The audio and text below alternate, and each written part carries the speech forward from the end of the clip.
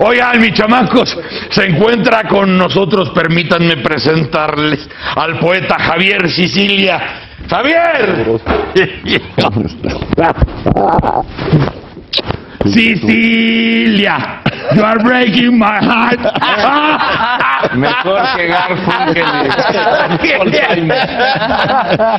Julio Hernández. ¿Qué tal? ¿Cómo estás? Te saludo. Uno de los creadores de la ley y desde luego parte fundamental de todo el conocimiento de estos asuntos que además viene acompañando a Javier para el plácito de nosotros, Julio, para que nos hagas favor de explicar cosas que nosotros no dominamos, pero que tú sí. Oye, cuéntame de ayer, cabrón. Por fin, bueno, por fin, después de tantas batallas, tantas traiciones, tanta mentira, tanta mezquindad, pues, con las víctimas, ¿no? Por fin, un espacio de esperanza. Y cuéntame ¿Cómo pasa esta situación? ¿Cómo te sientes durante todo este evento? Porque finalmente la coartada es histórica. Cuando tú te reúnes con los candidatos a la presidencia allá en Chapultepec, pues viene este compromiso de Henry Monster Peña Nieto de decir, si llego, pues se va a publicar, ¿no? Esa es la promesa que hace. Pasa todo lo que ha pasado en los últimos meses, llega a la presidencia y aterriza la promesa. ¿Cómo te sentiste tú en este evento? Pues muy contento. Cuando un hombre, sobre todo un presidente, cumple una promesa, hay que festejar. Sí, está cabrón, sí. Sobre todo cuando al propio Peña Nieto, cuando era gobernador del Estado de México, se le atacó muchísimo por faltas, compromisos que no cumplió, ¿no? Sí, y los derechos humanos. Y los derechos humanos. Y eso nos sorprende, pues. Y eso dice uno, bueno, independientemente del sentido político que tiene, de la búsqueda de legitimidad, pues uno dice, un hombre puede cambiar. Un ser humano puede empezar a mejorarse y a ganar en credibilidad, ¿no? O tener la claridad para aterrizar lo que se tiene que aterrizar, porque hay cosas donde uno ya ni siquiera se pone en el plan de será bueno o será malo, ¿no? Sí, te vas a esa escala de grises, mejor decir, estarán entendiendo lo que está pasando, porque finalmente la cantidad de muertos es heredable, ¿no? No, pues sí, y además siguen, ¿no? Ahorita hay 1000 muertos, ¿no? Más de lo que van en el sexenio. Es decir, el problema no se acabó cuando se fue Calderón, ¿no? Se quedó. Y tenemos todavía un compromiso. Por eso esta ley es importante, porque tenemos que empezarles a dar justicia a las víctimas y una exigencia al Estado. Porque, ¿qué se le exige? Oye, tú asumes la deuda, ¿no? Es decir, si no estás cumpliendo con la seguridad, tú tienes que indemnizar, tú tienes que cuidar y tú tienes que pagar. Por eso es el espanto. Oye, esa ley es impracticable, no, es del tamaño de la emergencia y de la tragedia humanitaria que estamos viviendo. Y a lo mejor el espanto de Calderón en su momento era si publicaba la ley, perfectible en lo que tú quieras y mandes, pero si la publicaba era muy malentendido ya en el final de su administración como asumir el fracaso en vez de asumir la responsabilidad. La responsabilidad es una responsabilidad del Estado, ¿no? Como les decía, es triste. Es un día triste y un día alegre. Triste porque esta ley no debió haber sido. Claro, es consecuencia. Es consecuencia de que no se aplicaron las leyes, de que el Estado no cumplió con su vocación fundamental, la justicia y la seguridad. Entonces tuvimos, frente al desastre humanitario que estamos viviendo, tuvimos que crear una ley para compensar esta ausencia de práctica de la ley, de la justicia y de la seguridad. Pues alegre porque frente a tanto dolor, tanta criminalización, tanto desprecio a las víctimas, pues se abre una esperanza de que se pueda cumplir, pues. Tú tienes un camino largo ya recorrido en los asuntos de la congruencia, Javier. Y desde luego que todo lo de la ley de víctimas y el movimiento por la paz con justicia y dignidad, desde luego que son actos políticos, no de partidos políticos, pero son actos absolutamente políticos. No hay demasiado dolor en que los partidos no hayan podido usar el movimiento, la bandera del dolor, la causa de los muertos y de las víctimas, porque finalmente tú empezaste la administración pasada hablando con un presidente panista. Sí. En esta administración estás aterrizando la ley con un presidente priista. El Congreso, que ya es otro, sí, está representados todos los partidos, pero fue el Congreso el que con la totalidad de miembros le dio la viada a la ley de víctimas. Por unanimidad, además. Exacto. Entonces, ¿cómo en lo personal aterrizas este día donde se anuncia la publicación de la ley después de todas las trabas de la condición humana que viviste, de los que te quisieron meter el pie, de los que quisieron encochinar el movimiento, de los que dieron la espalda cuando no tenían que dar la espalda, de los que se rindieron ante las gracias de los que tenían el poder, y de pronto sucede? Yo creo que la verdad siempre y la congruencia siempre terminan por triunfar, pues lentamente, difícilmente, pero si uno no ceja, es una enseñanza que él ha aprendido de Gandhi, ¿no? Hay que mantener sobre una línea, porque hay tantos dolores, pero uno no puede abrazar todos los dolores, ¿no? Este es el que nos tocó a nosotros, hemos sido congruentes y tarde o temprano tenía que ver, porque no hay corazón que pueda soportar las víctimas, ¿no? Y lo que se le debe a las víctimas, y a través de ellas lo que se le debe al país, ¿no? Porque las víctimas son el rostro de un país herido, de un país que no tiene un Estado que está cumpliendo con su vocación fundamental. Entonces, mantenerse allí a pesar de, porque es verdad, porque es honesto, porque es coherente, porque es ético, dentro de esa línea, pues pudimos superar demasiadas cosas, ¿no? Fueron muy duras, ¿no? Golpes, pues nos han tratado en social, bajezas de todo tipo, insultos, desprecios, y pues lo aguantamos, pues, ¿no? Con una gran dignidad. Las víctimas tienen una gran dignidad, el movimiento tiene una gran dignidad. Y ahora viene un momento todavía que a lo mejor es más... más pragmático que no emocionante, porque emocionante ha sido todo, todo es emoción en este movimiento y en esta ley. Pero Julio, yo te pregunto, estaban diciendo, es perfectible en muchas cosas la ley, y eso se sabía desde antes, ¿no? El mismo Congreso, cuando lo echó para adelante, lo sabía, porque sabía que tenía un tiempo como para poder hilar fino en algunas cosas. Habrá chance hasta el 8 de febrero, que es cuando empieza a tener vida la ley. ¿Nos podrías explicar qué es lo que tendrá que hacer ahora el Congreso una vez que se ha publicado?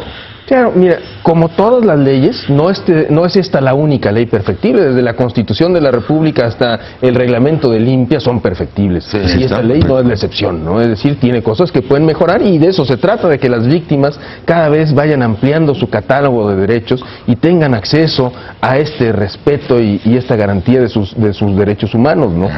¿Qué es lo que sigue, digamos? El Congreso ya con esta ley, pues debe de plantear este paquete de reformas que la hagan más viable.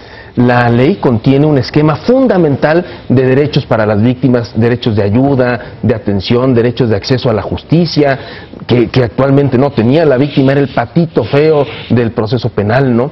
Es una víctima que atiende además a las víctimas de violaciones de derechos humanos, única en el mundo. No hay otra ley que atienda a víctimas del delito y a víctimas de violaciones de derechos humanos en un mismo cuerpo legislativo. Esta ley también habla de los derechos a la memoria de las víctimas, a esto del memorial que hablaba Javier, otro capítulo importante. Las víctimas quieren ser recordadas con sus nombres y sus apellidos, no como una estadística. Y esta ley garantiza que las víctimas tengan acceso a esos derechos de memoria, ¿no? a una reparación integral, una reparación que no necesariamente es dinero, aunque sí se contempla dinero, ¿verdad? Es importante el dinero, pero para las víctimas no es suficiente que digan, mira, no te preocupes si ten $1,000,000, eso no resuelve el problema de una víctima que ha sufrido, que ha padecido ese dolor tan inmenso de un familiar levantado, de un familiar muerto, ¿no? La víctima quiere acceso a una serie de derechos conjuntamente aplicados, ¿no? Entre ellos la reparación económica. Y el Estado ahora, de manera subsidiaria, asume esta reparación en algunos delitos para que si el delincuente no puede pagar o si las autoridades fueron negligentes en ubicarlo, en procesarlo, asuman esa responsabilidad y paguen a la víctima con criterios de necesidad, de que la víctima necesite la reparación, ¿verdad? Claro. Porque no se trata de enriquecer víctimas, y con criterios de proporcionalidad. ¿Qué tanto sufriste? ¿Qué tanto te voy a reparar? ¿Qué tanto estás afectado o afectada por lo que pasó? Claro. ¿verdad? Todos estos criterios deben de irse moldeando. La ley es única en el mundo, no hay otra ley que pudiéramos usar de base, de manera que efectivamente habrá que, sobre la marcha, irle componiendo, irle tapando, irle arreglando a la ley, ¿no? Explícame una cosa. ¿Por qué, si esto es una ley única, por qué hay voces que se levantan desde ayer para decir, ¡ahí está! ¡Ya le cumplieron su capricho al pinche Sicilia! ¡Ya, ¿no? ¡Ya salió con la suya! ¡No! Debe estar contento Sicilia. Ya por fin le hicieron su... O sea, ¿por qué? ¿Por qué el afán de chingar? ¿Por qué? Creo que esta ley ha tenido muchos simpatizantes, pero también detractores. Detractores que más que por razones jurídicas o humanitarias, lo hacen por razones de protagonismo y políticas, ¿no?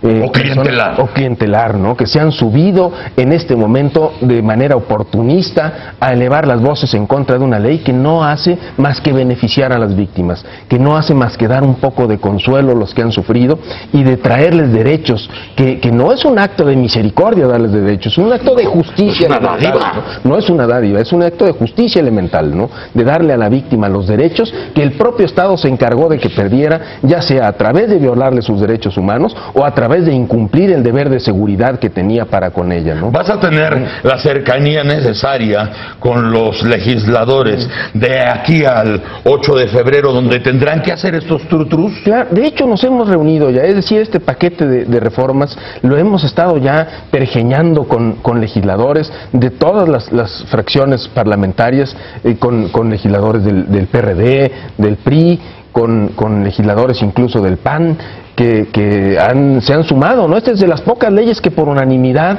han conjuntado a todo el Congreso, no solo en los senadores, sino también en los diputados. Yo no recuerdo en 12 años anteriores otra ley similar que hubiera llevado a todos los legisladores a ver solo en una dirección, unidos con la misma causa. Pues jamás fue unido el país por el dolor como esta vez. Como esta vez. De manera que esos detractores de la ley, ¿verdad?, no son más que oportunistas que se están subiendo en un momento que quieren acaparar la atención de las cámaras. Pues qué mal timing, qué malos momentos para tener protagonismo, porque para eso hay que tener cierta capacidad, ¿no? Claro. De manejar los tiempos y los espacios.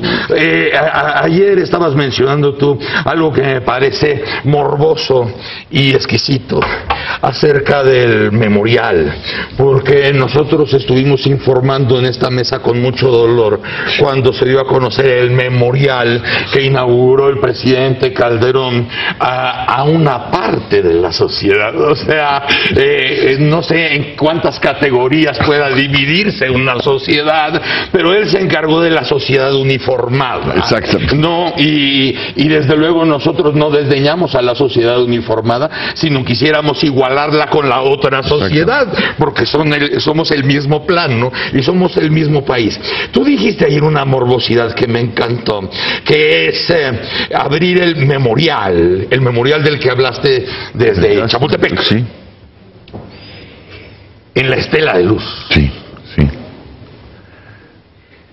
Y al principio cuando dije, ay, ese cabrón. Y dije, ¿por qué no? Hay que resignificar esa cosa. ¿Por qué no? Se le puede dar un sentido que nunca tuvo. Sí, pues no tiene sentido. No tiene sentido. Es más, tiene contrasentidos, ¿no? Ahora sí, hasta sirve para anunciar no sé qué tanta cosa, pues, anuncian todo, pues, no puede ser. Oye, es que las luces esas pueden ser donde circulen los nombres. Exactamente, ahí está. Todo el tiempo. Sí, está programado para poder ser. Es programado. Y es un gran memorial donde, y además está en el centro del país, y podría ser, además de ese lugar, algo que no se ha tomado en cuenta, una cultura de la paz. Ahí podría desarrollarse un gran centro de cultura de la paz, ¿no? Es decir, en todos los sentidos, ¿no? Porque la cultura, no ha habido en todo este proceso un proyecto de cultura por la paz. Claro. La cultura está a un lado, ¿no? Y eso lo necesitamos. Y en un momento en el que tienes una gran convocatoria. Absolutamente. Porque el movimiento en sí mismo tiene esa fuerza de seguir trasladando, seguir avanzando. Y entonces, este hecho en sí mismo como tal, creo que tiene la autenticidad de ser de tu idea, como tu idea, y refleja lo que tanta gente, millones de personas, te han dicho y han sería un caso planteado. Sui generis. Ah, no, claro, por supuesto. Sería un caso sui generis que una obra que por las razones que todos sabemos era planeada para el Bicentenario, que nunca llegó para el Bicentenario, que fue mal administrada, donde hubo corrupción y donde el monumento como tal se volvió en un motivo de burla y de rechazo. Y de rechazo general. Sería sui generis que una obra que ya perdió el valor intrínseco que pudo haber tenido en algún momento, se le brindara y se le redignificara a partir del dolor que nos inundó la administración pasada, y dándole sentido y dándole valor a algo, a un monumento que nació muerto. Exactamente. Y además volvería y recuperaría la vocación primera, la independencia y la revolución. Reconciliarnos, la memoria es refundar la nación, es la continuación de nuestras libertades, de nuestra lucha, de nuestro ser. Ya se gastó ese dinero, se gastó de más. Ahí está. Ahí están las letras y las luces. ¿Para qué gastar más dinero? ¿Para qué vas a poner placas si pueden estar pasando las 24 horas los nombres de las víctimas? Exactamente. Y la gente recordando ahí. Recordando. Ir a recordar a los 60,000, 70,000 y los que se vayan acumulando. Exactamente. De las víctimas de la lucha, la batalla, la guerra contra el crimen organizado y lo que conlleva. Nos llevaría a un gran paso hacia un paso posterior todavía muy doloroso, que va a ser la reconciliación. Porque yo también me pregunto, los sicarios, los muchachos corrompidos por el crimen, cuando esto termine, ¿qué vamos a hacer con ellos? ¿Cómo nos vamos a perdonar? ¿Cómo nos vamos a reinsertar en la sociedad? Una gran deuda con ellos, ¿no, Javier? Una gran deuda también. Entonces, si tenemos que empezar, ¿no? Ley de víctimas, memoria y hacia adelante la reconciliación. Y yo creo que esa estela podría ser el gran bisagra entre una cosa y otra, entre la ley de víctimas y la reconciliación, la memoria y la puesta en evidencia de que este dolor tenemos que asumirlo con todas las contradicciones y todos los dolores que eso causa, ¿no? Y esa estela podría ser un gran emblema. Y sería un símbolo. Un gran símbolo. Y un recordatorio de que la vida opera. Sí. La vida opera porque no se quiso publicar la ley de víctimas para no reconocer la responsabilidad de lo hecho o mal hecho. Pero hay que tener un buen par de huevos para reconocer ciertas cosas. Así es. No se hizo.